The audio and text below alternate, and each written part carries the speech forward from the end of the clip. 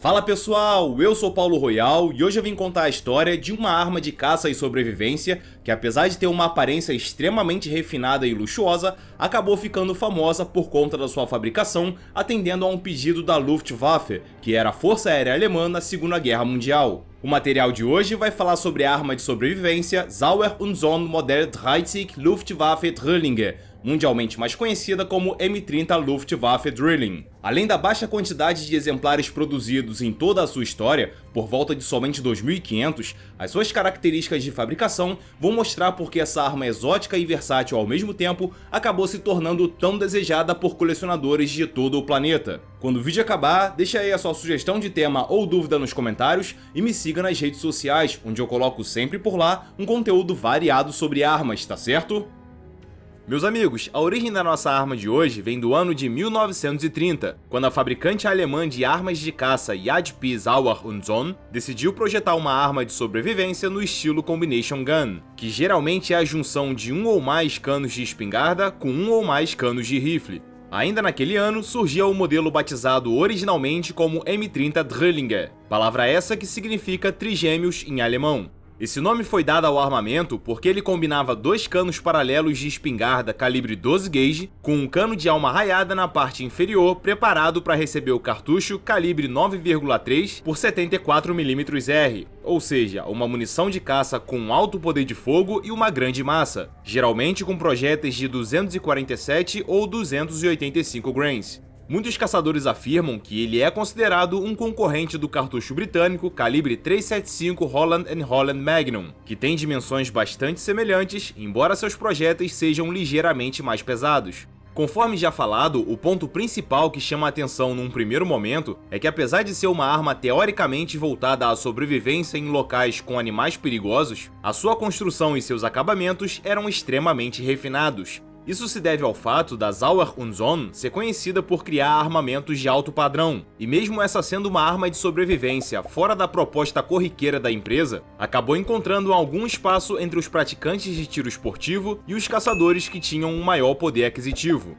Todavia, o seu processo de produção era lento e caro, o que impedia que grandes quantidades da M30 fossem colocadas no mercado.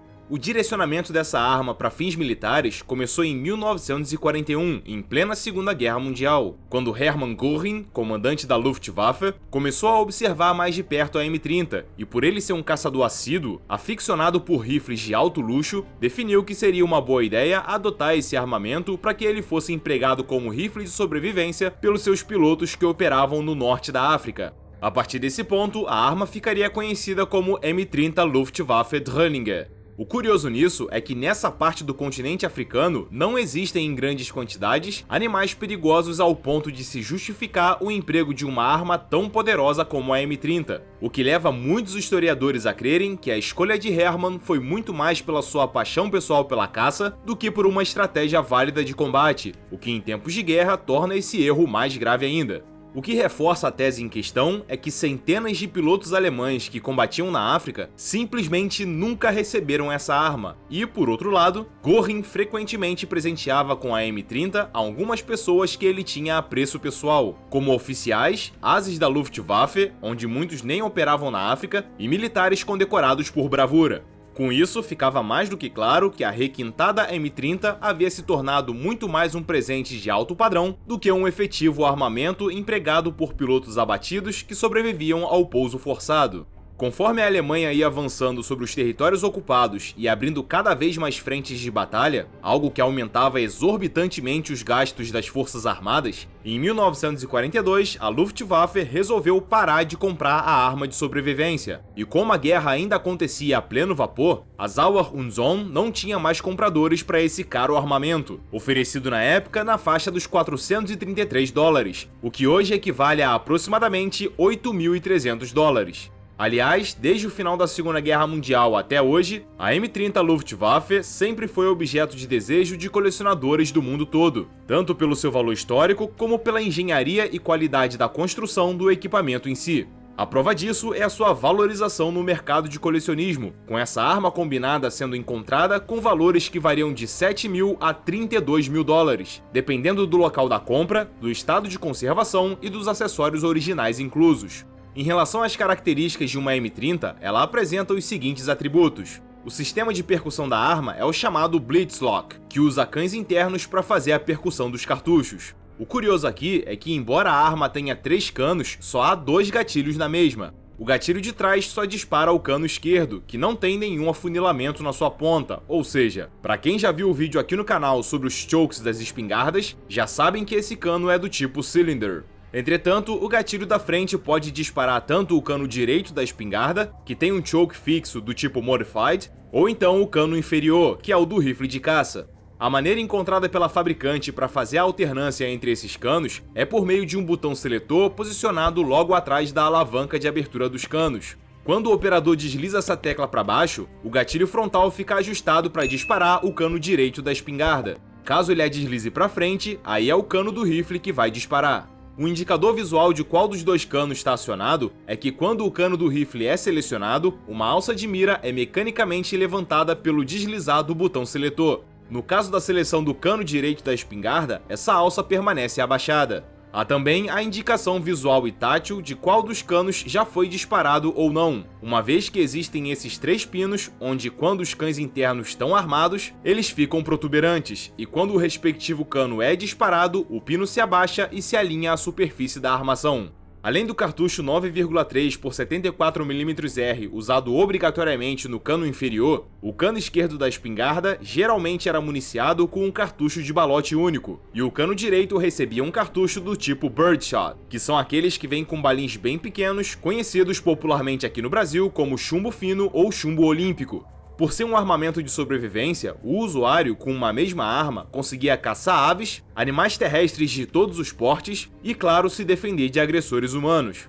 Num cenário de perigo para um piloto abatido, por exemplo, a M30 trazia uma certa, entre aspas, versatilidade improvisada, dando um maior poder de fogo a ele, além da sua pistola secundária, caso tivesse uma consigo. A armação pode ou não receber um trabalho de entalhamento decorativo, o que afasta ainda mais a aparência da arma do ambiente militar. O aço usado na armação desse modelo comprado pela Luftwaffe passa por um processo de cementação, internacionalmente conhecido como case hardening. Aqui, o aço fica com a sua superfície bastante endurecida, reduzindo drasticamente o desgaste e a fadiga da peça. Esse tratamento térmico recebido acaba dando um aspecto manchado à armação, que divide bastante as opiniões sobre se é algo bonito ou não. Inclusive, só por curiosidade, coloquem aí nos comentários se vocês acham o efeito visual causado pela cementação bonito ou não. O que poucas pessoas sabem é que na versão civil da M30, a armação não recebe a cementação, embora o seu aço ainda seja de ótima qualidade. Uma outra diferença entre a versão civil e a militar é a presença de um ponto de encaixe para uma mira telescópica, uma vez que, conforme já dito, o uso inicial dessa arma era na caça e no tiro esportivo, onde o usuário tinha a possibilidade de atirar com mais calma e precisão, caso quisesse. Logo acima do gatilho fica a trava de segurança, instalada somente na face esquerda da coronha. A coronha em si tem detalhes de texturização nos pontos de apoio das mãos, e além de vir com um apoio de bochecha na sua face esquerda, tem uma soleira discreta, que aparentemente não consegue absorver muita coisa do recuo sentido pelo atirador. Apesar de ser visivelmente um armamento de alto padrão, a caixa de transporte a qual a M30 vinha tinha um aspecto bem menos sofisticado, sendo feita em alumínio e tendo divisões internas de madeira revestida por um tecido parecido com carpete. Dentro da caixa da arma nova ainda vinha itens de limpeza e manutenção, uma bandoleira, 20 cartuchos 9,3 por 74mm R, 20 cartuchos de espingarda de balote único e 20 cartuchos Birdshot.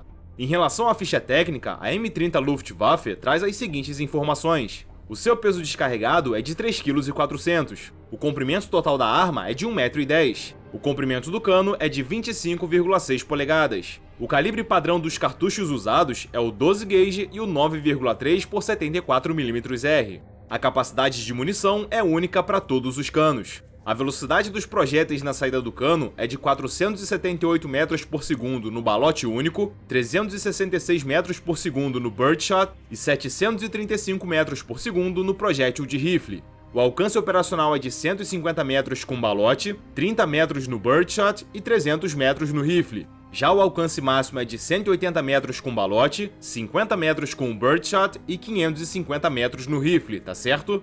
Bom pessoal, espero que esse vídeo tenha matado a sua curiosidade sobre esse assunto e muito obrigado a você que chegou até aqui. Não esquece de clicar em gostei e compartilhar pra gente alcançar novos espectadores. Em breve eu tô de volta, um forte abraço e até mais!